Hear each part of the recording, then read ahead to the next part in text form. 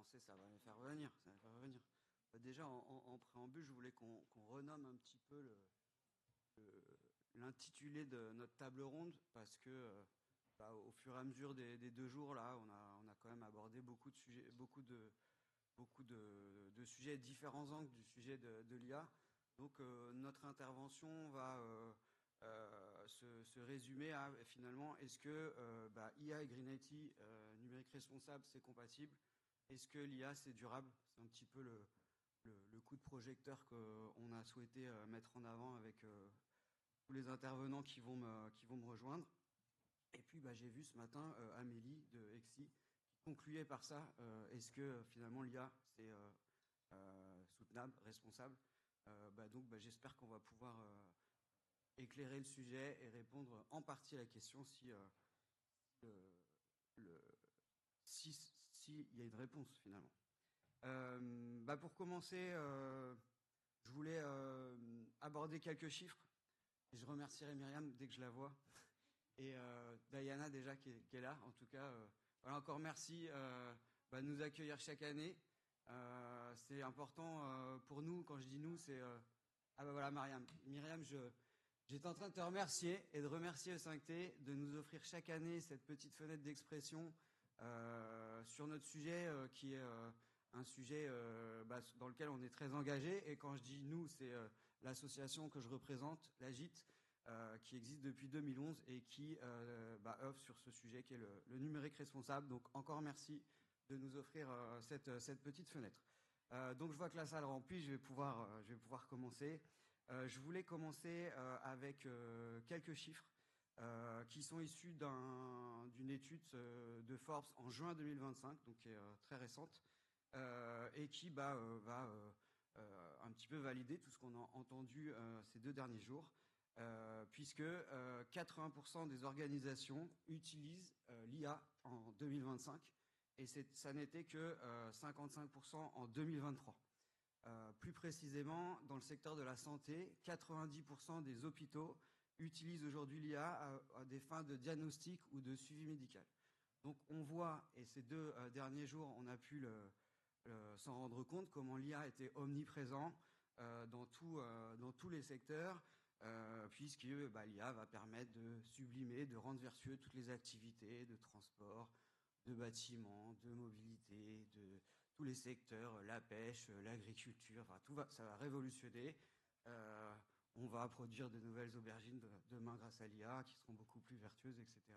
Donc voilà, on a vu à quel point l'IA était de plus en plus omniprésent. C'est valable dans la sphère professionnelle comme dans la sphère publique, puisque cette étude révèle que 66% des gens utilisent l'IA et que 92% des étudiants utilisent l'IA. Et ça a été rappelé encore lors de la précédente intervention. 54% des acheteurs s'appuient sur l'IA pour leur décision d'achat. Donc, on voit encore une fois à quel point l'IA est omniprésent. Et pourtant, seuls 46% des gens ont confiance en l'IA. Alors c'est vrai que depuis 2 jours, il y a des mots que je n'ai pas trop entendus autour de l'IA, qui sont des mots pourtant qui sont omniprésents sur ce sujet. La notion de biais, la notion d'hallucination, la notion du fait de l'auto-apprentissage. L'IA apprend sur l'IA. Il semblerait qu'aujourd'hui, 85% des images générées par l'IA soient issues d'images elles-mêmes déjà générées par l'IA. Et donc, il y a les problèmes aussi de standardisation, d'uniformisation. On voyait que les architectes s'inspiraient de plus en plus pour concevoir les bâtiments, et on peut aussi observer que les bâtiments se ressemblent aussi un peu de plus en plus. Et on n'a pas parlé non plus d'accès matière. Alors un petit peu quand même hier avec Catherine Dubergem, on a parlé de l'accès matière, mais on n'a pas beaucoup parlé de semi-conducteurs et d'accès aux semi-conducteurs. Et enfin, on n'a pas du tout parlé de marketing, d'algorithmes, de surconsommation, qui sont des usages. On a eu beaucoup d'usages vertueux de l'IA, mais voilà, c'est pas que. Donc, est-ce que l'IA est soutenable? Donc, j'étais un bon élève, j'ai demandé à ChatGPT, est-ce que l'IA était soutenable? Et sa réponse, il m'a répondu, donc je voulais faire un petit clin d'œil à Amélie, que moi aussi, il me remerciait de lui avoir posé la question. Et donc, depuis, j'ai mis dans mon CV que j'avais la maîtrise de l'IA et que ChatGPT me remerciait de lui poser les bonnes questions. J'espère que pour mon prochain job, ça fera la différence. Et donc, selon ChatGPT, la soutenabilité est possible, mais pas au rythme ni au volume d'un illimité gratuit. Elle suppose des choix de conception, d'efficience matérielle, logicielle, des arbitrages d'usage, donc l'IA pour tous, c'est quand même mal barré, et des investissements énergétiques locaux, ainsi qu'une stratégie matière-circularité ambitieuse. À défaut, la contrainte matière risque d'être un véritable plafond. Donc ce qui est bien, c'est que ChatGPT sait déjà que le modèle n'est pas soutenable, en tout cas avec tous les usages qu'on lui prédit.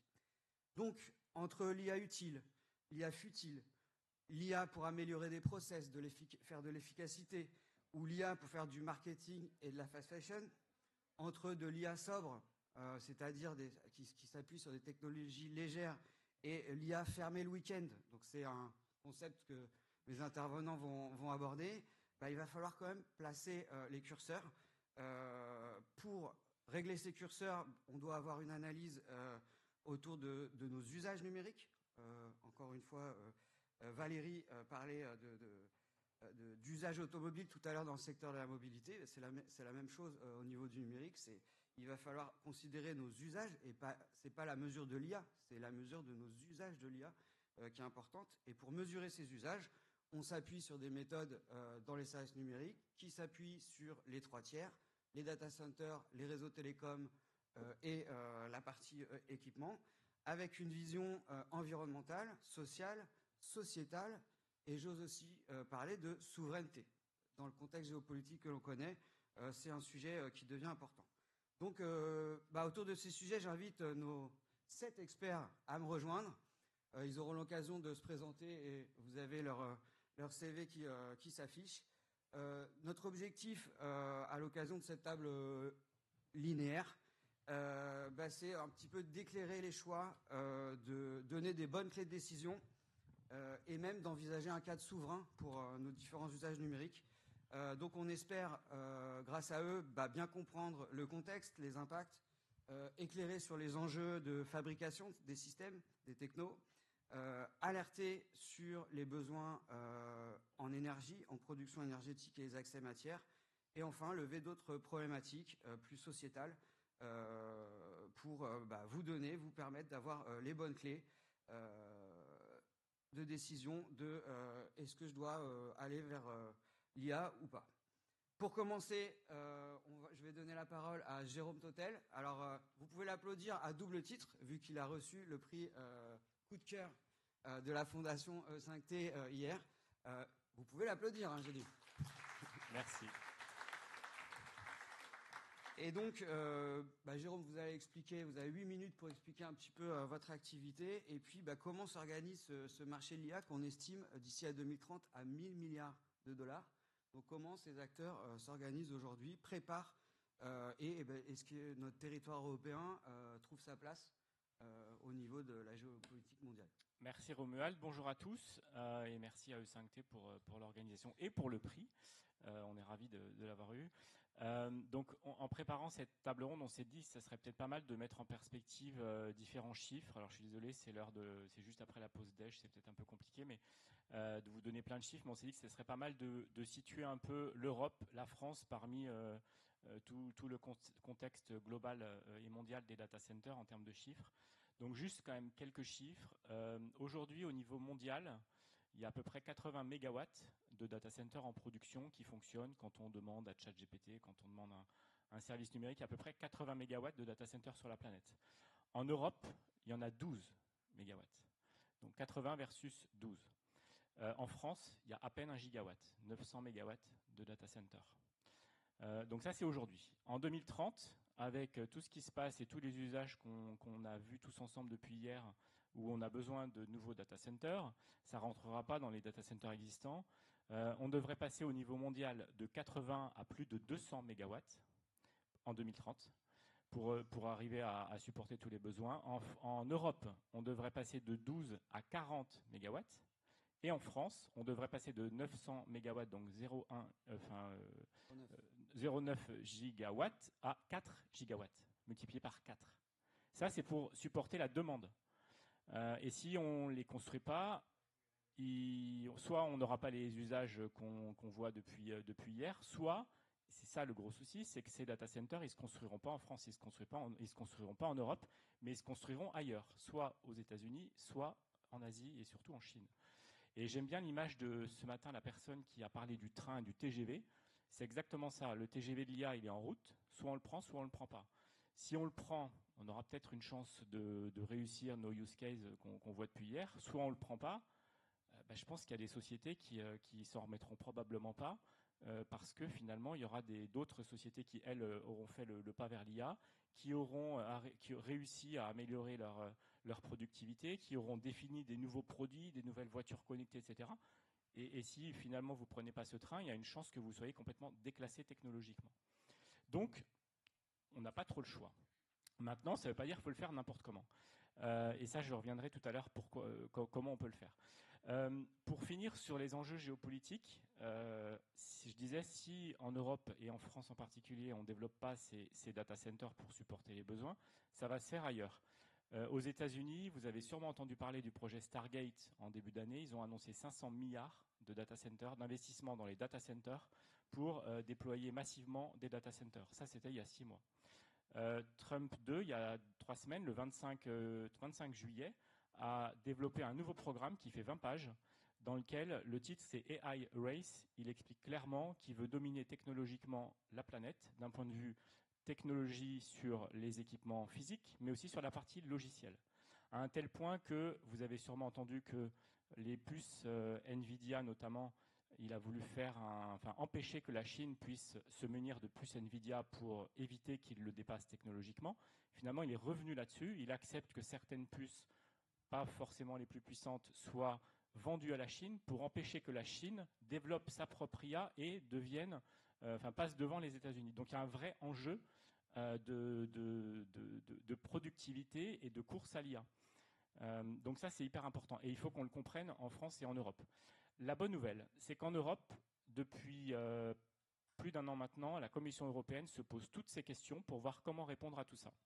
C'est pas simple, mais il y a plusieurs initiatives qui ont été lancées par la Commission européenne. Notamment, il y a un gros projet de AI Gigafactory. Il y a 5 AI Gigafactory qui doivent être installés sur le territoire européen d'ici 2030.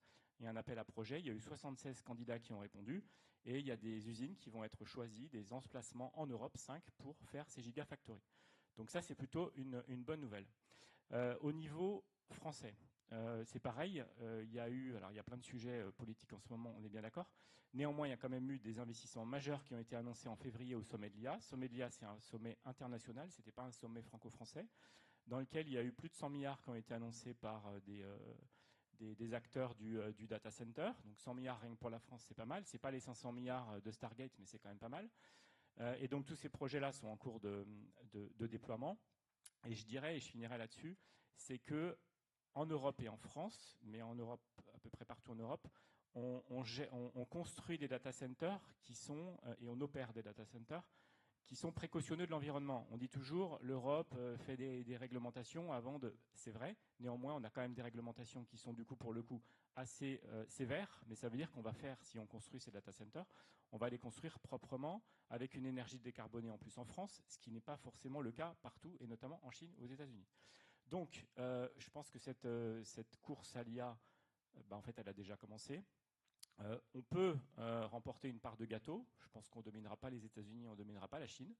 En revanche, on peut tout à fait construire et développer les IA dont on a besoin en France et en Europe sur le continent français et européen de manière sereine si on s'y prend correctement et si on a les bons moyens financiers derrière qui suivent. Voilà. En préparant cette table ronde, Jérôme, vous me faisiez part de l'IA, c'est quand même 2 étapes, l'apprentissage et les inférences. Et est-ce que là, on parle de construction de data center d'ici à 5 ans? Est-ce que c'est viable, ces délais? Est-ce qu'on n'a pas déjà perdu cette course de la phase d'apprentissage? L'apprentissage, je pense qu'il ne faut pas se faire d'illusions. Il est aujourd'hui... déjà, si vous faites une requête ChatGPT, là, il y a 95% de chances que ce ne soit pas un data center français ou européen qui vous réponde, c'est un data center aux États-Unis. Et l'apprentissage, du coup, il est fait aux États-Unis. Les hyperscalers sont en train, les gros fournisseurs de cloud sont en train de construire des data centers, des campus de data centers dédiés au training aux États-Unis. Je ne pense pas qu'il y aura beaucoup de training en Europe. Il y aura sûrement du fine-tuning de training, mais il n'y en aura pas beaucoup. Nous, par contre, on aura besoin de beaucoup d'inférences. Et après, il y a aussi beaucoup d'efforts qui sont faits sur les algorithmes, les fameux LLM, qui sont en train de... Il y a quelqu'un qui en parlait hier de se transformer en SLM pour être un peu plus moins consommateur et peut-être finalement plus aussi pertinent. Et voilà. Sur les délais de construction. Et sur les délais, du coup, par ça contre... Ça paraît court, 5 ans.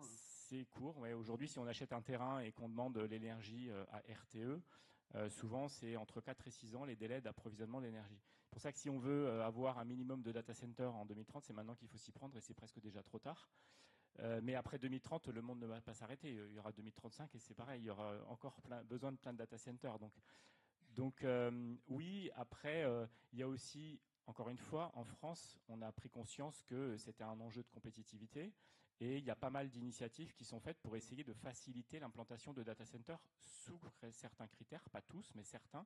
À partir du moment où ils hébergent des choses importantes, etc., on pourrait avoir un statut de projet d'intérêt national majeur, donc avoir une priorité pour développer ce data center. Un allègement des règles pour faciliter. Bon, ben, merci beaucoup Jérôme. On va pouvoir passer la parole à Georges. Georges, on pourrait aussi expliquer un petit peu l'activité d'Appel Data Center, mais ils font des bureaux d'études et ils étudient les besoins et en bâtiment, on va dire, par rapport aux besoins qui sont exprimés. Donc on parlait des besoins. Quels sont les besoins aujourd'hui qui sont envisagés? Est-ce qu'on sait d'ailleurs qu'est-ce qu'on va faire de l'IA demain, vraiment? Oui, en tout cas, merci Romuald.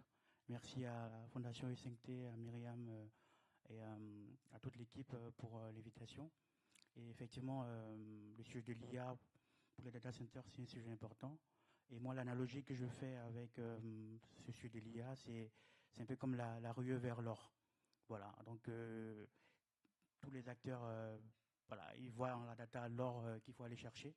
Et vous savez que lorsqu'on parle de ruée vers l'or, ceux qui sont les plus privilégiés, c'est ceux qui fournissent les pelles, tout ce qui permet de creuser. Donc c'est une analogie pour caricaturer, mais c'est la réalité des faits. Nous, je suis chez APL Data Center, donc bureau d'études en conception, réalisation, exploitation des data centers. Et donc on voit qu'avec nos confrères Data 4, on voit que la plupart des projets data centers, en tout cas qui sont les projets IA qui sont hébergés dans nos data centers, c'est les gros qui tirent la ficelle, quoi. C'est les GAFAM, les grosses ESN.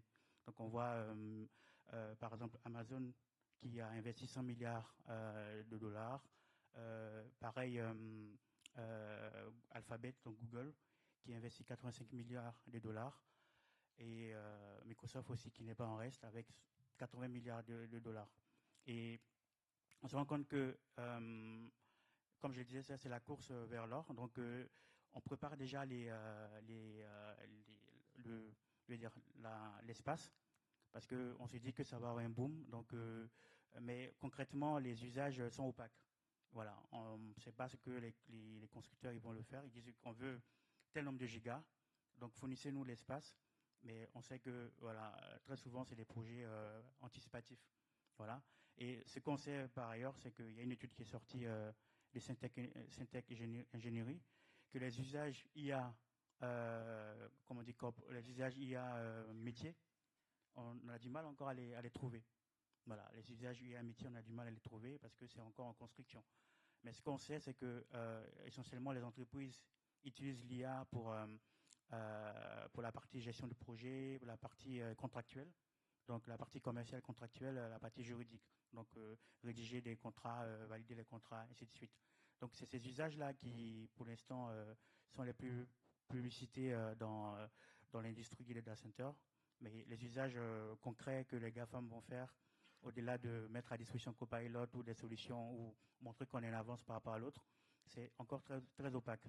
Et si je reviens à l'analogie que j'ai faite sur la ruée vers l'or, on sait que la ruée vers l'or, ça entraîne des conséquences assez importantes au niveau du marché, parce que plus on a un besoin ou qui est fictif ou vrai, voilà, donc il y a une fluctuation du marché, on a des contraintes ou des conséquences d'ordre politique, d'ordre social, parce que vous savez, il y a des petites mains qui font apprendre l'IA, donc qui sont exploitées pour le faire. Et on a aussi des impacts non négligeables environnementaux, parce que pour faire des minéraux, en tout cas pour extraire de l'or, il faut du cyanure, donc on a des désastres écologiques qui sont faits aussi. Donc c'est parallèle aussi fait avec l'IA. On a pu le voir dans les 2 jours de salon que les ressources sont pas finies. Donc les ressources sont limitées. Donc on est en train de franchir les unes après les autres comment dire, les limites planétaires. Et donc l'IA avec ce qu'on voit là, ça va pas dans le sens d'infléchir la courbe, mais plutôt la mettre en avant. Et si on prend le point de vue énergétique, on voit qu'il y a l'étude de l'AIE qui est sortie ce matin-là, qui a été parlée. On voit que l'IA en 2050, en 2030, en 2050 va doubler ou tripler la consommation d'énergie. C'est vrai que ces chiffres-là sont assez prospectifs et c'est très souvent pas la réalité du terrain. Mais le constat, c'est que on va vers une augmentation des usages. Et comme Jérôme l'a dit, en France, en Europe, on bénéficie d'un réseau qui est assez bien fourni, décarboné. Mais il y a une étude aussi d'RTE qui est sortie récemment qui nous dit que actuellement, il y a 25 gigawatts de demande de raccordement au réseau. Et ces 25 gigawatts de raccordement au réseau sont des zones denses où on arrive presque à saturation. Donc la question qu'on va se poser, c'est de dire, dans les années à venir, dans 5-6 ans, va-t-on privilégier un data center par rapport à des populations? Donc la question reste posée. Donc c'est pour ça qu'il y a encore... avant, chez RTE, la doctrine, c'était premier arrivé, premier servi. Mais maintenant, la doctrine est en train de changer. Ce n'est pas premier arrivé, premier servi. C'est en fonction du cas par cas. Donc en fonction des clusters qui sont définis en priorité 1, priorité 2, priorité 3. Et c'est là que ça va se faire. Donc l'IA, effectivement, comme Jérôme l'a dit, la filière data center, c'est l'une des filières qui a pris le sujet environnemental à bras le corps avec plein de mesures qui ont été mises en œuvre, notamment au niveau ICPE, parce que pour construire un data center, il faut avoir des arguments ICPE qui sont assez complexes. Mais voilà, donc la question qu'on peut se poser, c'est aussi au niveau des usages, parce que les data centers sont utiles parce qu'on a des besoins. Et donc, ces besoins-là, c'est nous tous qui les développons. Et on commence aussi à avoir des stress hydriques dans certaines régions du globe, notamment aux États-Unis, où on pense qu'à l'horizon 2040-2050, on aura 50% à peu près de régions en stress hydrique. Et donc, c'est des enjeux qui sont prégnants, qui sont déjà là. Et on voit aussi au niveau des semi-conducteurs, voilà, qui est pas en reste. On voit qu'en 2024, on était autour de 3 millions de GPU HP H100 de NVIDIA qui ont été vendus. Et donc les chiffres ou les prévisions montent jusqu'à 150 millions en 2026-27. Donc on voit que c'est 50 fois plus que ce qu'on a acheté en 2023. Et donc ça, tout ça, où est-ce qu'on va les récupérer? C'est les matières premières au Congo, dans les zones de guerre. S'il en reste. S'il en reste encore. Donc voilà, à ce risque effréné là qu'on va, voilà, on n'est pas sûr que ce soit forcément soutenable. Voilà pourquoi la question la question qui revient, la question qui est fondamentale à se poser, a-t-on besoin de l'IA pour tous les usages? Donc ça, la question elle reste posée à tout le monde. Chacun d'entre nous ici présent va répondre à cette question. Merci Georges pour cet éclairage. Ça me fait aussi une belle transition vers Paul Le Dantec. Donc Paul Le Dantec, pareil, 8 minutes pour répondre à la question et présenter votre activité. Vous êtes un spécialiste des réseaux télécoms. Faire appel à l'intelligence artificielle transite par un réseau. Quels sont les impacts finalement de nos nouveaux usages IA sur les infrastructures? Comment les opérateurs se préparent à ce tsunami de nouveaux besoins? Merci Romuald. Effectivement, bonjour à tout le monde. Donc Paul Le Dantec, je suis fondateur d'Eco, qui est un cabinet conseil qui accompagne les entreprises du secteur des infrastructures télécom dans leur transition environnementale et plus globalement RSE. Donc le monde des infrastructures, c'est un monde un peu particulier dans le monde du numérique et du numérique responsable. Souvent on parle des data centers et des usages. Nous, on est les autoroutes de la transmission de la donnée. Donc sans ces autoroutes, la donnée n'est pas transmise. Ces 20 dernières années, 20-30 dernières années, il y a eu des énormes investissements pharaoniques, publics et privés, avec cette logique d'apporter le très haut débit pour tous, partout en France, que ce soit pour les entreprises, mais aussi tous les particuliers, y compris dans les zones les plus reculées. Paris plutôt réussi, qui arrive à son terme, puisque les dernières fibres FTTH sont en train d'être déployées dans les zones les plus reculées. Alors il y aura toujours quelques micro-pourcents qui auront d'autres alternatives pour avoir du très haut débit, mais cette logique, elle a été imprimée à la fois par les acteurs privés, donc les grands opérateurs, mais également des investissements massifs dans les zones privées par les collectivités. Donc il y a un apport social hyper important, il y a un apport de compétitivité hyper important. C'était vraiment la logique de la France d'avoir ce très haut débit partout en France pour que la France soit très en avance sur ces technologies du très haut débit et puisse faire transiter de la donnée et puis pouvoir être compétitive partout dans le monde. Une fois qu'on a dit ça, la logique environnementale, c'était absolument pas le sujet ces 20 dernières années. Les opérateurs, notamment par la réglementation, commencent à s'y intéresser. C'est un peu dommage parce qu'on arrive au terme des déploiements de la plupart des grandes artères des réseaux construits. Mais aujourd'hui, en tout cas depuis 2-3 ans, de par la réglementation, de par la prise de conscience de certains acteurs, il y a cette logique de regarder l'impact environnemental, comment le réduire, en tout cas au moins sur les parties de développement complémentaire et opérations de maintenance, et également comment s'adapter au changement climatique. Donc sur la réduction d'impact environnemental, les réseaux regardent comment faire de l'éco-conception des réseaux, de l'évolution de ces réseaux, de l'augmentation de capacité de ces réseaux. Et d'autre part, regardent aussi avec les usagers, et ça c'est moins facile, comment faire de la sobriété pour que les usages explosent moins. Donc c'est là, on va recouper un peu avec notre sujet du jour sur l'IA. Aujourd'hui, on est quand même dans une logique du tout illimité et tout gratuit, ou pas loin, y compris du côté des usagers, mais également du côté de ceux qui fournissent la data. Il y a des grands débats internationaux là-dessus, c'est ce qu'il faut faire payer ceux qui font transiter de la donnée, comme Netflix ou autres. Aujourd'hui, tout ça est gratuit. Donc, dans cette logique du tout illimité, finalement, il y a un certain nombre d'acquis. Et comment faire pour que ces acquis reculent, comment peut-être par la monétisation et plus être dans du tout illimité. Et c'est là où ça va rejoindre la problématique de l'explosion de la data. Et il y a pas mal d'acteurs collectifs et individuels sur toute la chaîne de valeur des réseaux télécoms qui travaillent activement pour trouver des solutions pour réduire l'impact environnemental des télécoms et des infratélécoms. Notamment, il y a des engagements qui sont pris, horizon 2050, mais certains sont mieux disants, comme Orange, en étant plutôt sur 2040, en engageant du net zéro. Et collectivement, toute la chaîne de valeur, c'est qu'il y a les opérateurs, il y a tous ceux qui travaillent pour les opérateurs, et ça fait pas mal de dizaines de milliers de personnes et d'entreprises qui travaillent activement pour ces réseaux, qui regardent comment on peut mieux évaluer l'impact environnemental, comment on peut mieux faire de l'éco-conception, mieux réutiliser, mieux faire de l'économie circulaire ou de l'économie de la fonctionnalité, et travailler éventuellement sur les usages et la sobriété des usages. Donc moi, j'occupe le plus clair de mon temps à accompagner ce secteur-là dans ces sujets-là. Mais par le même temps, alors qu'on s'intéresse à atteindre ces objectifs de neutralité, de net zéro, par le même temps, il y a des nouveaux projets tout aussi pharaoniques qui arrivent. Le premier, c'est tout ce qui est IoT, tout ce qui est objet connecté, comment apporter des services à valeur ajoutée, notamment auprès des collectivités, pour avoir des services à valeur ajoutée qui améliorent la productivité, qui améliorent la situation, qui rend plus facile les usages comme la vidéosurveillance, les parkings connectés, l'agriculture connectée, et j'en passe. Et tout ça, ça va nécessiter de déployer tout un tas d'équipements qui ne va pas dans le bon sens par rapport à la neutralité carbone sur lesquels s'engagent ces mêmes opérateurs. Et le deuxième projet pharaonique, c'est celui qui nous anime aujourd'hui, c'est l'explosion de la donnée via notamment les conséquences ou directement l'intelligence artificielle. Donc finalement, on a quelque chose d'assez illogique où quelque part on met beaucoup de temps et beaucoup d'énergie pour essayer d'arriver à la neutralité carbone, et d'autre part beaucoup de temps, d'énergie et d'argent pour déployer des réseaux qui ne vont pas dans le bon sens par rapport à cette sobriété et à cette neutralité.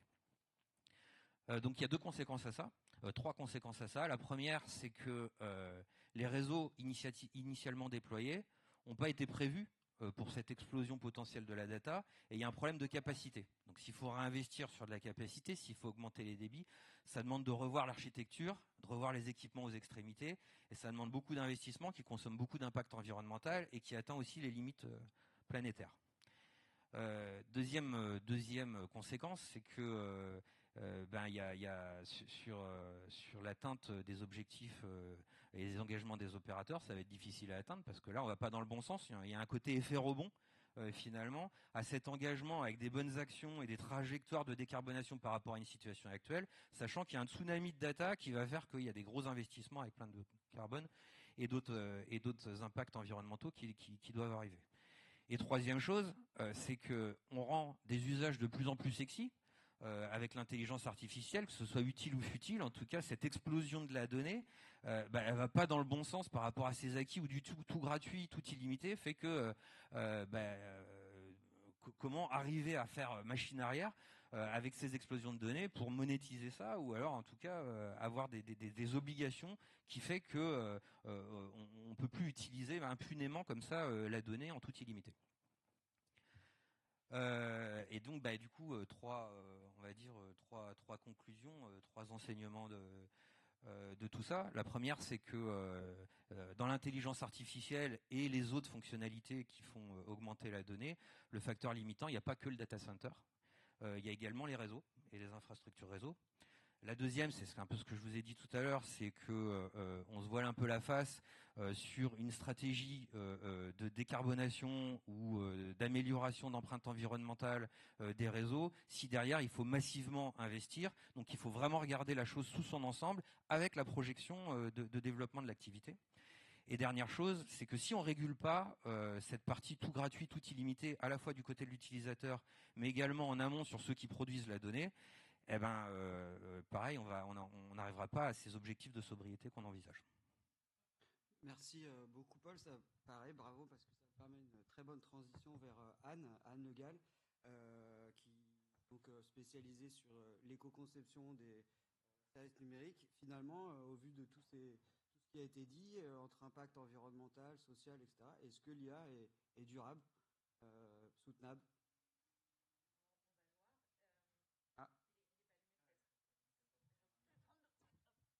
Est-ce qu'on m'entend? Oui. Très bien. Oui, super. Bon, on va le voir. Merci Romuald et merci pour l'invitation. Donc moi, effectivement, je suis cofondatrice de Diplopixel, mais là, j'interviens aussi avec ma casquette de responsable de la communication de Controla, qui est un groupement d'agences engagées depuis plus de 20 ans pour un numérique juste et utile. Et c'est sous cet angle-là du juste et utile que je vous propose d'aborder la question de l'intelligence artificielle aujourd'hui. Parce que dans les faits, l'intelligence artificielle, elle n'est pas neutre, elle est façonnée par ceux qui la conçoivent et par les modèles de société dans lesquels elle s'inscrit. Aujourd'hui, on a plusieurs acteurs. Il y a les États-Unis avec, Georges le disait, les GAFAM qui sont extrêmement présents derrière l'IA aux États-Unis. Il y a la Chine, il y a d'autres pays. Et puis, il y a un autre modèle qui est celui de l'Europe qui pousse pour une approche plus précautionneuse avec plus de garde-fous et de régulation. Et tout ça, ça a plusieurs conséquences. Et la première conséquence, c'est la dépendance, et une dépendance à plusieurs titres. Je vais utiliser l'image des poupées russes. La première poupée, c'est les infrastructures. Je pense qu'on en a déjà beaucoup parlé. Aujourd'hui, un certain nombre de nos données, notamment des données stratégiques, elles sont stockées dans des data centers qui sont contrôlés par des acteurs américains. Et on se rend bien compte, je pense, aujourd'hui tous, quand on voit que l'actuel président américain il peut changer les règles du jeu du jour au lendemain, à quel point c'est une approche qui est dangereuse. Imaginons que demain, Donald Trump décide que toutes les données qui sont stockées par des acteurs américains, qu'elles soient stockées aux États-Unis ou qu'elles soient stockées en Europe ou ailleurs, finalement, elles deviennent accessibles par l'État américain. On voit bien que ça pose une question de souveraineté qui est vraiment majeure. La deuxième poupée, c'est les applicatifs. Depuis plus de 20 ans, on a construit nos environnements numériques de travail autour de solutions qui, elles aussi, sont américaines. Microsoft Office, Google Workspace, Salesforce. Et en utilisant ces outils, évidemment, ça nous permet d'organiser nos tâches, mais ça façonne aussi la façon dont on envisage le travail et notre façon de travailler, qui est influencée par les fonctionnalités et la façon d'organiser le travail de ces applicatifs. Et la troisième poupée.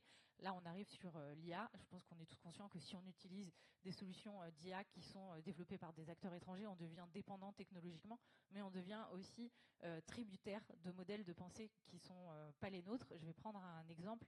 C'est un professeur de droit de la Sorbonne qui a injecté une grande majorité de la législation française dans des solutions d'intelligence artificielle générative américaine, et il s'est rendu compte que malgré tout les réponses n'étaient pas satisfaisantes parce qu'elles étaient influencées par des systèmes de raisonnement qui étaient anglo-saxons et qui n'étaient pas du tout adoptés à notre droit français. Donc on voit bien, et je pense que de nombreuses personnes ont développé ces idées depuis 2 jours, l'importance de pouvoir développer une IA souveraine française en s'appuyant sur des corpus de données qui nous sont propres et qu'on maîtrise. Pendant que je vous dis ça, on est tous conscients que l'usage de l'IA, il explose, et ça a aussi plusieurs impacts que je voudrais développer. Le premier, il est environnemental, je pense qu'on en a déjà un peu parlé. Je ne vais pas reparler de l'énergie, je ne vais pas reparler des émissions de CO2, ni de l'exploitation de ressources critiques, mais sur l'eau. Je vais prendre juste un chiffre, qui est un chiffre de l'université de Cornell aux États-Unis, qui estime qu'en 2027, pour faire tourner l'IA, on aura besoin de l'équivalent de 4 à 6 fois la consommation annuelle d'un pays comme le Danemark. Donc on voit que ça pose des questions importantes dans des contextes de sécheresse répétée et de restriction d'eau. Dans un contexte de restriction d'eau, quels usages on va devoir favoriser? Est-ce que c'est pour faire tourner l'IA, ou est-ce que ça va être pour l'agriculture ou pour nos usages quotidiens? On voit bien que ça pose question. Le deuxième impact, il est géopolitique. Romuald avait commencé à esquisser le sujet en introduction. L'IA a besoin de composants qui sont fabriqués à l'étranger, et si on prend juste un exemple qui est celui des puces les plus avancées qui sont utilisées pour l'IA, elles sont fabriquées à 95% à Taïwan, et quand on connaît le contexte géopolitique de Taïwan, on voit bien que ça fait là aussi poser un risque majeur. Et le troisième impact dont je voudrais parler, il est humain.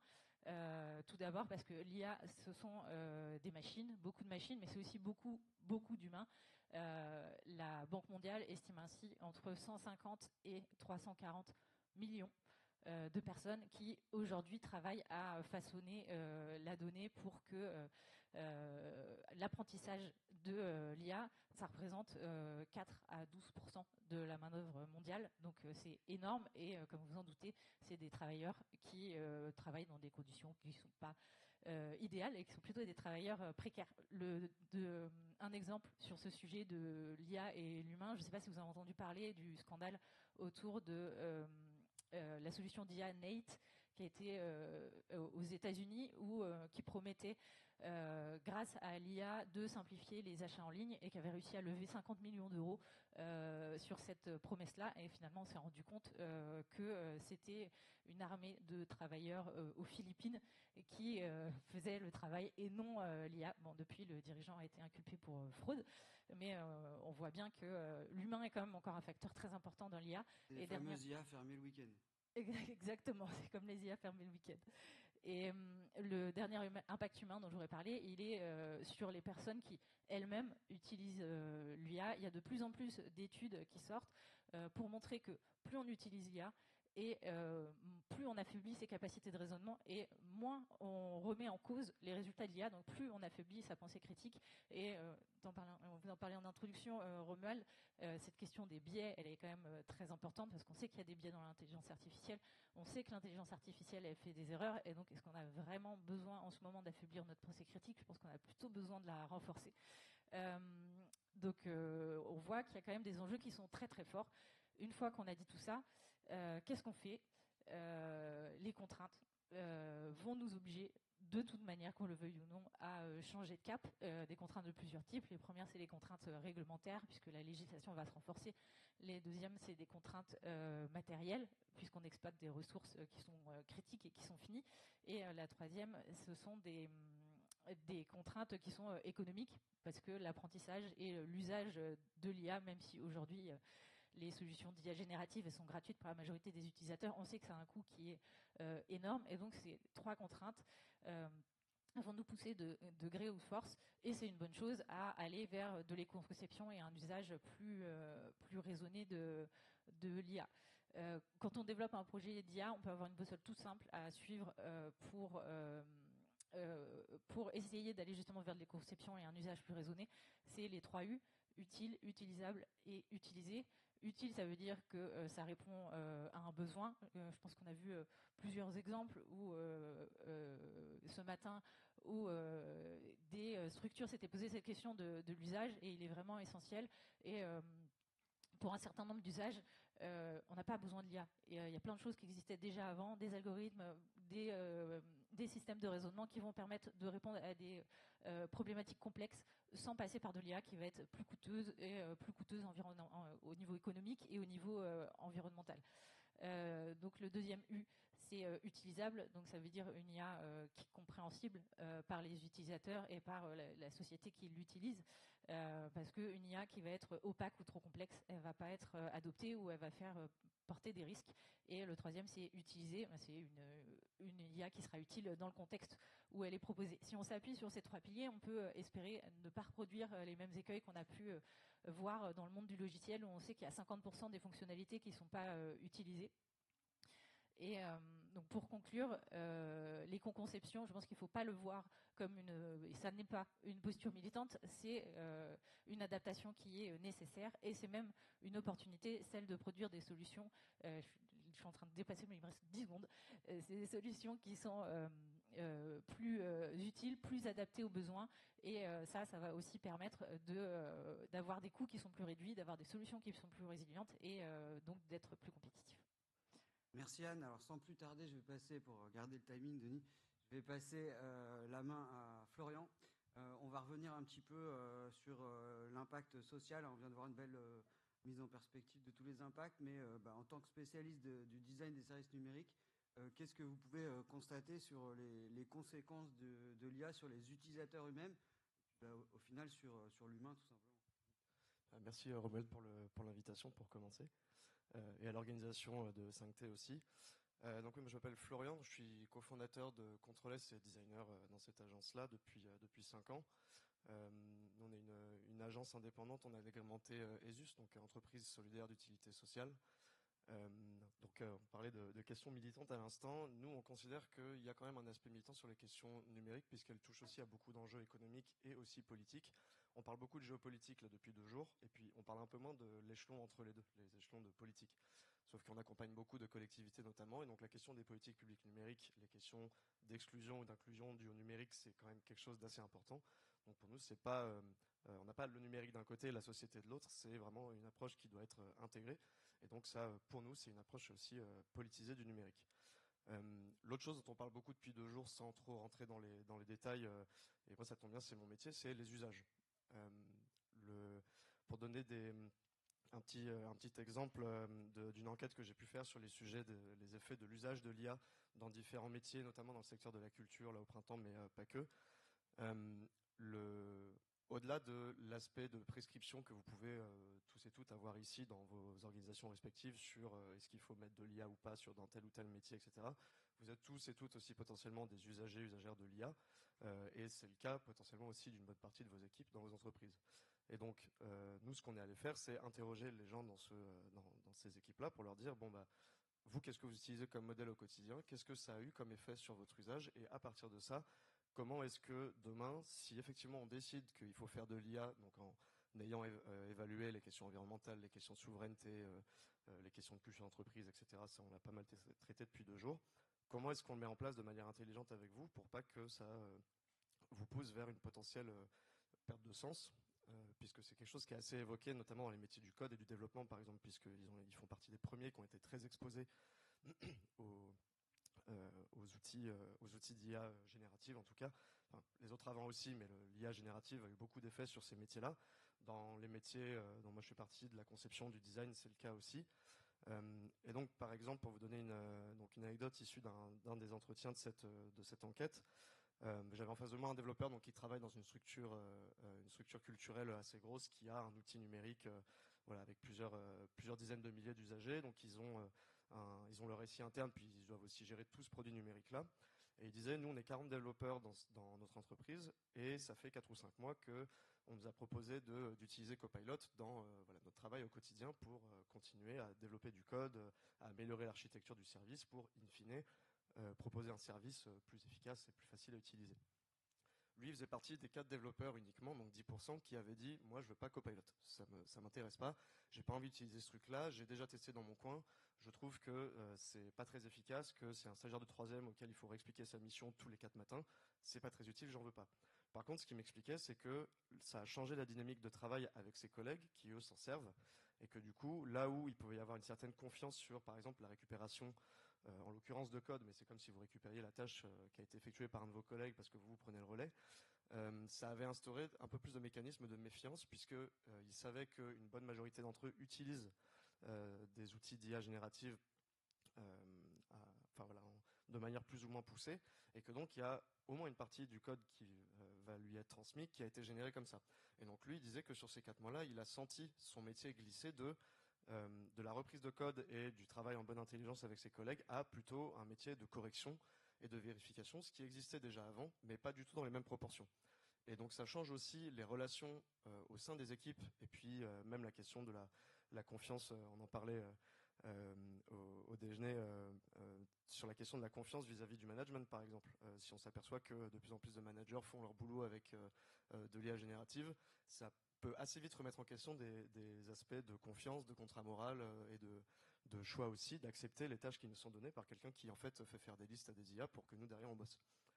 Je vous donne cet exemple-là puisque plus largement, nous ce qu'on a constaté en faisant donc ces quelques dizaines d'entretiens pour cette étude et puis aussi en revue de littérature sur le sujet, il y a beaucoup de témoignages, pas que de développeurs mais quand même beaucoup sur le sujet, c'est que cette crainte à la fois de la perte de sens vis-à-vis de son propre métier, de ses propres tâches, puisqu'on devient plus en fait un opérateur de machine que vraiment quelqu'un qui règle un problème au quotidien dans son métier, et aussi les risques de perte de confiance parce que les autres font potentiellement ça aussi, et donc on appréhende leur travail, le travail de nos collègues du reste des autres équipes avec un peu plus de méfiance. Ça fait résonner un principe théorique qui a été alors repris, pas du tout inventé, mais repris par le regretté philosophe des sciences Bernard Stiegler, qui parlait il y a quelques années, il y a déjà 15 ans à peu près, de prolétarisation. Et selon lui, ce qu'il expliquait de la prolétarisation, c'était pas que les effets socio-économiques que pouvait avoir la prolétarisation, mais aussi l'aspect vraiment de confiscation du savoir et du savoir-faire par une machine, et donc la transformation d'un métier où on a un savoir-faire vers un métier plutôt d'opération d'une machine qui fait à notre place. Surtout, ce qui est intéressant, parce que là on en parlait beaucoup depuis 2 jours, le sujet a été abordé de manière très court terme, mais en fait à plus long terme, ce qu'il explique dans le risque de la prolétarisation et qu'on a déjà vu avec les premières révolutions industrielles, c'est l'effet sur plusieurs générations de cette approche-là.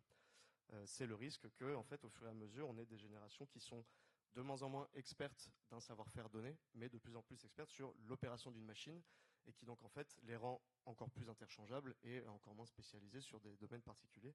C'était déjà des choses constatées en sociologie du numérique depuis une 30aine d'années avec la première numérisation, on va dire. Mais là, nous, ce qu'on constate pour l'IA, c'est que ça redonne un coup d'accélérateur, et donc ça pose aussi beaucoup de risques sur la manière qu'ont les gens d'entrer en relation avec leurs outils de travail au quotidien. C'est quand même ennuyeux si on imagine à moyen terme que 80% des gens dans les entreprises ont une perte de sens totale. Je pense qu'on n'est déjà pas à 0, mais d'arriver à autant grâce ou à cause de l'IA, en fait, ça veut dire que là aujourd'hui aussi, au moment où il est question de mettre de l'IA dans nos usages au quotidien, il faut se poser aussi cette question du sens et de comment est-ce que ça change notre relation à nos outils. Et plus largement sur la question des usages, on parle beaucoup d'usages, mais en fait, si on n'attaque pas la question de front, les usages ils vont se régler de la manière dont ils sont toujours réglés depuis qu'on a des marchés capitalistes, c'est-à-dire que c'est le marché qui va s'organiser au plus offrant en quête de profit, et donc les usages derrière vont venir s'adapter à une offre qui existe sur le marché, puisque jusqu'à preuve du contraire, aujourd'hui, quand vous cherchez un outil d'IA sur Internet, vous choisissez un outil qui existe, vous n'allez pas construire le vôtre. Et c'est le cas aussi à la fois en tant que particulier, autant qu'en tant que professionnel, à de rares exceptions près. Donc ce que ça veut dire, si on parle d'usage et de faire des arbitrages sur des usages, en fait derrière, c'est qu'on pose la question qui peut paraître un peu plus vulgaire et un peu moins consensuelle de qu'est-ce qu'on planifie, qu'est-ce qu'on ne planifie pas, est-ce qu'il y a des usages qu'on choisit et comment est-ce qu'on choisit idéalement collectivement de les bannir ou pas parce qu'on considère que c'est des usages plus futiles que utiles. Pour l'instant, moi, de ce que je constate, c'est qu'on a beaucoup de mal, même quand on travaille par exemple avec des collectivités sur la question de la démocratie numérique et sur la question de démocratie vis-à-vis de l'IA, c'est très difficile pour eux d'essayer de faire en sorte de remettre ces choix-là dans les mains de leurs administrés. Mais voilà, ça fait partie des choses qu'on essaye de faire pour aussi démocratiser ce débat technique de si on met de l'IA quelque part, pourquoi est-ce qu'on le fait? Quels sont les risques à court, moyen et long terme? Et est-ce que ça ne vient pas aussi plus abîmer le tissu sociétal qui, on le sait, est déjà pas dans un très bon état, plus que le réparer, alors que c'est plutôt vers ça qu'on veut essayer d'aller. Merci beaucoup, Florian. Très intéressant cet angle-là. Alors, on voulait quand même finir sur une note positive. Donc, je passe le micro à Céline, qui, d'ailleurs, deuxième star de notre table linéaire, puisqu'elle signe son bouquin à l'entrée de l'espace. Donc, je vous invite à aller l'acheter et à avoir votre petite autographe. Céline, donc vous avez écrit beaucoup d'ouvrages sur l'IA, l'environnement, l'IA, etc. Est-ce que vous pouvez nous donner quelques cas concrets au regard de tout ce qui vient d'être dit, d'IA utile, puisque tout ça est très moral finalement. Donc, est-ce qu'il y a des cas concrets qui répondent à tous les enjeux qu'on vient de développer? Avant d'être la note positive, je voudrais revenir quand même sur certains points. Donc, je me présente, je suis Céline Pâtissier, je travaille pour une entreprise de services numériques qui s'appelle Open Studio en tant que responsable éditorial.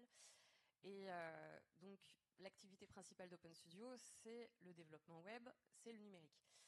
Et Open Studio a intégré l'intelligence artificielle comme compétence en 2018, à travers aussi un laboratoire de recherche et aussi des cas pour nos clients. Et en même temps, on s'est posé la question de l'impact aussi de notre activité. Et donc, nous, on a réfléchi à l'IA déjà sous l'angle de l'environnement. Et comment allier ces deux paradoxes. Donc, c'est pour ça que moi, j'ai été embauchée. C'est pour vulgariser ces thématiques-là, qui sont pas faciles d'approche pour le grand public et pour les chefs d'entreprise. Et deuxièmement, c'est de se dire, mais est-ce qu'il faut y aller ou pas? En tant qu'entreprise dans la nouvelle technologie, c'est compliqué de ne pas aller sur l'IA, on est bien d'accord. Mais, comme le disait tout à l'heure justement Jérôme, autant le faire bien et autant le faire de manière la plus sobre possible. Je vais rebondir un petit peu sur ce que disait Anne tout à l'heure sur l'éco-conception. C'est une notion qui est très importante en fait, parce que l'idée c'est d'avoir IA et IA. En fait, le problème c'est que derrière l'IA, il y a de nombreuses technologies. L'IA, c'est un gros mot, c'est fourre-tout. L'intelligence artificielle, déjà, elle n'est pas intelligente. C'est nous qui sommes intelligents. L'intelligence artificielle, elle brasse de la donnée, elle amalgame pour nous donner ensuite des indicateurs, nous aider à la décision. Mais l'intelligence artificielle n'est pas créative, elle n'est pas intelligente. C'est nous qui le sommes. Il faut garder ça. Et sur la partie éco-conception, elle est très importante parce que forcément, autant avoir des IA et des technologies d'IA qui soient les plus légères possibles et les moins consommatrices possibles, et aussi qui permettent d'être ajustées aussi à notre besoin. Il n'est pas utile d'avoir une masse pour planter un clou. L'IA générative ne sert pas à tout. Elle ne remplace pas les IA traditionnelles qui existaient avant, les autres technologies qui existent et qui sont tout à fait envisageables pour certains usages et qui sont du coup beaucoup moins consommatrices que l'IA générative, qui est quand même le gros souci qui a le plus d'impact environnemental. Donc voilà, je voulais quand même poser ça et derrière rebondir aussi sur ce que tu as évoqué, l'effet rebond. La problématique de l'éco-conception d'une IA, mais de toute solution numérique, en fait, c'est que elle va coûter moins cher. Puisqu'elle est moins consommatrice en énergie, forcément, le coût va baisser. Mais la problématique, c'est qu'on va multiplier les applications. Donc, on va perdre tout le bénéfice, finalement, de cette éco-conception, parce que derrière, on va se dire, oh bah chouette, allez hop, c'est moins cher, c'est accessible, et on y va, et on systématise tout. Donc, c'est ça aussi le gros danger, en fait, d'aller vers des IA sobres. Ok, mais c'est pas pour autant qu'il faut les multiplier derrière. Donc, maintenant que j'ai dit ça, parce que je veux pas être la technosolutionniste de la table, il y a des usages utiles. Dans le livre que j'ai écrit qui s'appelle IA et environnement, alliance aux nuisances, donc avec un point d'interrogation, il y a une partie alliance. Donc, évidemment, on l'a vu pendant ces 2 jours, il y a des applications d'IA qui sont fort utiles. Et l'IA a cette puissance de pouvoir, qui est plus forte que l'homme, de pouvoir gérer toute cette donnée, traiter toute cette donnée. Nous, on est en incapacité. Et vu l'urgence climatique dans laquelle on est, se passer d'un outil aussi puissant, pour moi, c'est une erreur. Donc, je pense qu'il y a une voie du milieu à trouver aussi dans nos usages et dans ce qu'on veut faire. Peut-être que je pratique trop le yoga, mais voilà, c'est pour moi la voie du milieu, c'est l'équilibre entre chercher d'abord des solutions low-tech et ensuite, si vraiment il n'y a pas d'autre solution, il n'y a pas d'autre moyen pour que ma solution soit efficace, alors on va aller chercher du côté des technologies d'IA. Et c'est ce qui s'est passé en fait pour tous les cas d'usage que moi j'ai pu répertorier dans ce livre. À chaque fois, mes interlocuteurs, parce que moi j'ai pas interrogé ChatGPT, j'ai interrogé des humains pour me parler d'IA. À chaque fois, leur préoccupation, c'était de se dire, ok, on fait cette solution-là, elle va avoir un impact positif, mais est-ce que le médicament va pas être pire que le mal ? À chaque fois, ils se sont posé cette question, comme Afoudi l'a fait d'ailleurs très justement, Léo Garneri hier, mesurer l'impact de sa brique d'IA. Donc ensuite, en application concrète, je ne vais pas faire une litanie parce que j'ai pas le temps et que je peux faire une présentation de 40 minutes en vous présentant tout plein d'applications. Il vaut mieux acheter le livre. Et voilà, autant acheter le livre, ça vous aurez tout d'un coup. Mais je peux vous parler quand même d'une application concrète qu'on a fait chez Open Studio il y a pas très longtemps, assez récente, en collaboration avec un intégrateur de logiciels qui s'appelle EasyTech et qui travaille pour l'industrie de l'aluminium. Et donc, ces clients avaient une problématique, donc un besoin, ils sont partis de leur problématique, c'est que à chaque fois qu'ils avaient une commande de clients pour des profilés aluminium, pour faire exactement le profilé qu'ils souhaitaient, ils sont obligés de régler les machines, de trouver les réglages. Donc ça prend un temps fou. Déjà, ça demande une expertise énorme d'aller rechercher dans leur base de données le bon profilé qui va correspondre à la commande du client. Et derrière, grâce à un modèle de reconnaissance d'image, donc c'est l'OCR, c'est pas de l'IA générative, c'est beaucoup moins consommateur. Ça a été développé en 2 mois. Donc ça a été rapidement mis en place et ça va aussi évoluer. Mais grâce à ça, en 1 minute, le logiciel va repérer le bon profilé, va permettre de simuler les réglages virtuellement, donc sans aller toucher aux machines, à l'outillage. Ce qui fait que ils ne sont pas obligés d'utiliser leur outil de production pour faire des tests. Donc, ils économisent de l'argent, ils économisent du temps et aussi beaucoup de déchets et de l'énergie. Donc là, on peut dire que c'est une application qui est vertueuse vraiment sur beaucoup de points, et parce qu'à chaque fois, on ne peut pas décorréler aussi le fait que il y a aussi il y a des logiques économiques qu'il ne faut pas mettre de côté. Donc là, l'intérêt de l'IA, là où elle est utile vraiment pour les entreprises, c'est quand il y a une vraie problématique et on peut décarboner son entreprise aussi grâce à des solutions. Mais voilà, il faut raison garder, pas systématiser l'utilisation de l'IA, que ça soit pour nos usages personnels, nos usages professionnels.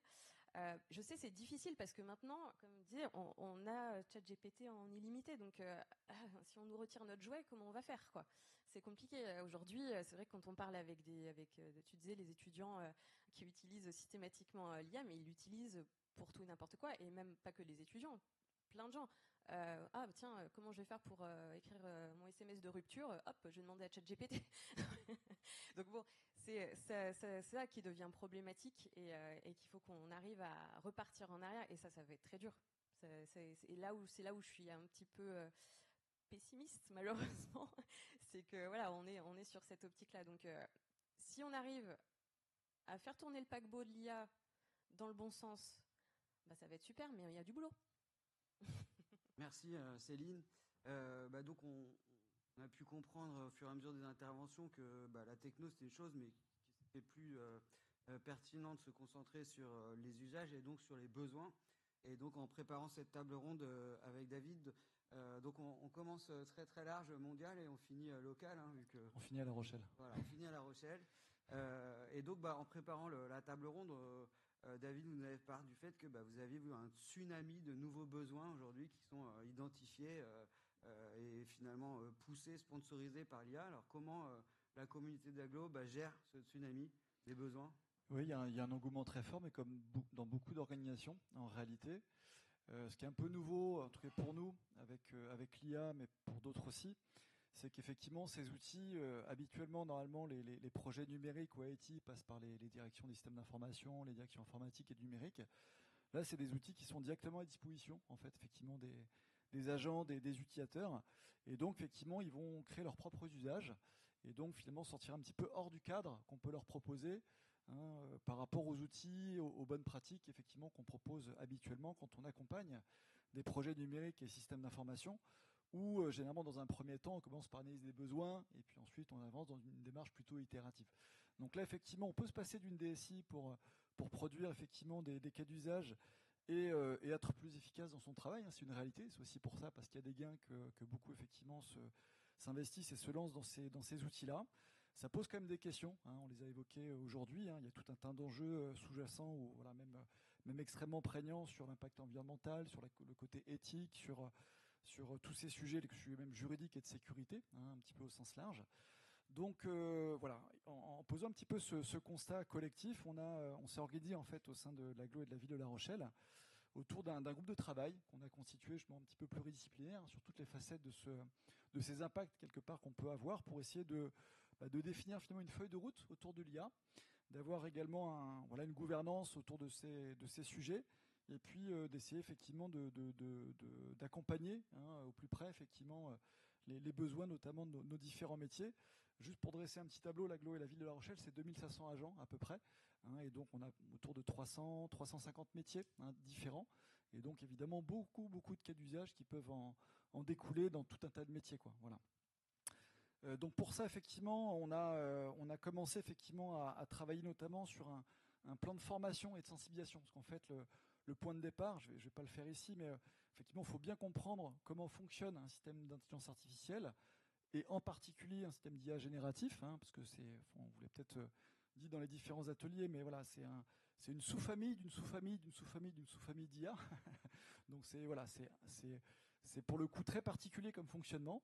C'est aussi pour ça que ça emporte des impacts aussi assez forts. On a derrière travaillé sur des formations qui nous permettent effectivement de bien comprendre comment ça fonctionne et aussi de travailler sur les bonnes pratiques. Donc on a établi un cadre avec des guides, peut-être demain un règlement, sur qu'on n'a pas voulu interdire, on est plutôt là dans de l'accompagnement, d'essayer de montrer un petit peu la voie et d'encadrer sans non plus effectivement trop contraindre. C'est un équilibre un petit peu subtil. Il faut pouvoir arriver à mettre le curseur un peu au bon endroit pour pas décourager l'initiative, mais en même temps, on est dans une logique aussi où on gère un patrimoine informationnel qui n'est pas forcément nos propres données. Il y a des données personnelles, évidemment, des usagers. Il y a les données des entreprises. Et on ne va pas tout mettre dans le chat GPT ou dans d'autres systèmes d'IA, n'importe comment. Donc, il faut être conscient de ça, savoir comment ça fonctionne derrière pour justement envisager les bonnes pratiques et travailler aussi, peut-être, pourquoi pas, sur certains cas d'usage, sur nos propres outillages, en tout cas d'essayer d'internaliser ou pas certains systèmes. Donc ça, c'est un enjeu très fort. Donc on a travaillé en fait sur au-delà de cet aspect un peu démystification, sensibilisation, sur une méthodologie, un petit peu, on a complété notre méthodologie projet pour analyser certaines facettes en fait des projets d'IA qui sont spécifiques, parce que dans la méthode projet ou la méthode avant projet qu'on déploie dans nos métiers, on va évidemment analyser l'opportunité, un besoin. Là aussi, on ne va pas tout de suite recourir à l'IA si on peut faire autrement. Pour mieux et peut-être moins cher aussi. Donc ça passe toujours effectivement par l'analyse du besoin. Mais on va analyser spécifiquement sur les projets d'IA quand on commence à voir que cette techno peut être utile en fait à la réponse à ces besoins. On va analyser effectivement 4 facettes. C'est-à-dire qu'on va voir si l'IA elle est quelque part capacitante. C'est-à-dire que là aussi on s'est plutôt prononcé nous sur le fait que il faut, en tout cas dans notre logique à nous, on va éviter de supprimer des emplois pour mettre de l'IA, même si c'est pas si évident que ça, parce qu'il y a beaucoup de promesses d'efficacité autour de l'IA. Mais ce qu'on constate, en tout cas chez nous, c'est que les gains de productivité, ils sont extrêmement disséminés. C'est-à-dire que quelqu'un qui utilise une IA générative, il va gagner du temps à titre personnel, mais c'est pas consolidé et remonté à un niveau global au niveau de l'organisation qui fait qu'on peut gagner 5 ETP, 10 ETP, voilà, c'est un petit peu caché quelque part les gains qu'on peut avoir. Donc entre la promesse initiale, voilà, donc il y a beaucoup à objectiver en fait aussi dans ces démarches-là. Donc c'est ce qu'on essaye un petit peu aussi de faire dans nos métiers, d'essayer avec un cadran quelque part, d'essayer de travailler sur des critères qui permettent de savoir si l'IA elle est responsable et si finalement elle est conforme et alignée avec notre stratégie du responsable qu'on a aussi adoptée au sein de nos collectivités et qui sont d'ailleurs obligatoires aussi maintenant dans toutes les collectivités de plus de 50 000 habitants depuis la loi Rennes. Je ne vais pas rentrer dans le détail, mais il y a des réglementations qui nous imposent une forme de prise de conscience, et même au-delà, un engagement autour d'une démarche de sobriété. Ouais. Et donc on analyse si elle est utile, si elle est capacitante, si elle est sobre, et si effectivement elle est conforme justement à l'état de l'art. Vous avez peut-être parlé aussi aujourd'hui dans les différentes tables rondes de l'IA Act, qui est un règlement européen, mais il y a d'autres types de règlements et d'autres types de contraintes réglementaires qui s'imposent aussi à nous. Et donc dans les collectivités, évidemment, on s'assure évidemment de cette conformité parce que c'est crucial pour nos métiers, dans la confiance aussi que les usagers peuvent avoir dans leur service public, de respecter aussi ce cadre réglementaire. Donc voilà, on a développé une feuille de route où on a beaucoup travaillé sur la sensibilisation, sur la méthode également, et puis on a établi un cadre de confiance, alors qui est quelque part la synthèse un petit peu des principes directeurs qu'on se donne pour déployer des systèmes d'IA, là aussi pour rendre visible quelque part aussi un peu nos valeurs, et puis faire comprendre aussi les risques qui emportent en fait ces systèmes-là. Là aussi, les risques, on les a déjà évoqués, mais il y a aussi des risques sur la propriété intellectuelle, je crois que ça a été évoqué, sur les fuites de données. Donc il y a des vrais sujets autour de ça. Et donc on a accompagné notamment nos utilisateurs aussi dans de l'expérimentation. C'est pas, on n'en est pas uniquement spectateur. Les systèmes d'IA génératifs aussi se spécialisent. On a des IA maintenant qui sont spécialisés dans le secteur public, qui sont nourris de bases de connaissances issues du secteur public, sur les délibérations, sur les actes administratifs, sur mon service public.fr, qui est une source d'information extrêmement importante. Et c'est ce qu'on appelle des RAG. Donc on augmente les connaissances et on les spécialise en fait sur ce domaine-là. Et donc il devient beaucoup plus pertinent aussi pour nos propres besoins. Donc ça, c'est quand même une évolution très très très très positive. Et on en vient effectivement maintenant aussi à commencer à travailler aussi sur des systèmes d'IA qui dépassent l'IA générative, mais ça depuis un peu plus longtemps. On n'a pas attendu, on a des systèmes d'IA aussi dans les cas d'usage qu'on développe. Par exemple, pour analyser les images, donc c'est des capteurs effectivement qui sont embarqués sur des véhicules, enfin au moins sur un véhicule, qui permettent d'analyser en fait avec des images la qualité de la chaussée et de la voirie, et qui permettent effectivement avec cette analyse d'images de savoir s'il faut entretenir ou pas mieux la voirie, parce qu'il peut y avoir des nids de poules, il peut y avoir des encombrants dessus. Donc il y a tout un tas de cas d'usage qui sont possibles en fait avec ce système-là. Mais là encore, pour avoir un usage utile, je reviens un petit peu sur les 3 U effectivement qui étaient aussi évoqués préalablement. On s'intéresse d'abord aux besoins, et puis ensuite on accompagne le projet comme on sait le faire traditionnellement dans nos métiers. Voilà. En préparant la table ronde, vous parlez aussi d'une démarche collective avec d'autres agglomérations. Enfin, c'est pas auto-centré sur ouais, La bien sûr, Rochelle. bien sûr. J'ai pas cité. Alors, j'ai parlé un petit peu du cadran, justement en termes de méthode. C'est pas un outil Rochelot-Rochelet. On travaille en intelligence collective avec beaucoup de territoires. Et donc, il y a des territoires un peu plus en avance que d'autres. Il y a beaucoup de réseaux de collectivités, d'associations de collectivités qui travaillent sur ces sujets. Je pense aux Interconnectés, l'association des maires et encore d'autres. Et donc, faut remercier effectivement Nantes qui a beaucoup travaillé là-dessus, la région Occitanie, la métropole du Grand Lyon. Enfin, il y a beaucoup de collectivités qui partagent. Et là aussi, on est dans une logique de commun quelque part aussi autour de ces sujets, d'open source aussi parfois. Et donc, c'est aussi ça quelque part qui est un peu notre ADN. Voilà. Merci beaucoup. On finit sur la note du partage. Donc Denis nous partage aussi le temps, parce qu'on va laisser du temps par rapport à l'espace qui nous était alloué. En conclusion, très rapide, pour tenir cette promesse, il y a une bonne ou une mauvaise nouvelle. Chacun y verra si c'est bon ou pas. En tout cas, l'objectif de cette intervention, c'était vraiment de vous apporter des clés de décision. En aucun cas de vous donner les bons ou les mauvais points. Donc j'espère que ça a pu vous éclairer. Donc la nouvelle, c'est que selon Standard & Poor's, c'est tombé la semaine dernière cette étude, 42% des entreprises abandonnent désormais leur projet d'IA générative avant la production. Et c'était 17% l'année dernière. Donc ça veut dire que la démarche d'éco-conception, le fait de challenger les besoins, de poser vraiment les bonnes questions, aboutit à un taux d'échec qui est, en tout cas d'abandon du projet, beaucoup plus fort. Et finalement, au regard de ce qui vient d'être dit, c'est plutôt une bonne nouvelle, mais chacun y verra si c'est bon ou mauvais. Enfin, comme le disait ChatGPT au tout début, le modèle, il n'est pas soutenable, en tout cas en illimité gratuit, qu'il va falloir faire des arbitrages d'usage. L'arbitrage risque d'être financier. Donc avant de miser tout sur l'IA, il faut quand même se pencher sur les modèles économiques qui sont aujourd'hui très nébuleux. C'est un peu comme certains outils bureautiques du cloud où on apprend bien après combien ça va coûter vraiment. Donc voilà, méfiez-vous quand même, la note pourrait être salée. Donc sur ce seul critère, ça permet de se poser des questions. Merci beaucoup et vous pouvez applaudir l'ensemble de nos intervenants. Merci. Et nous laissons 5 minutes.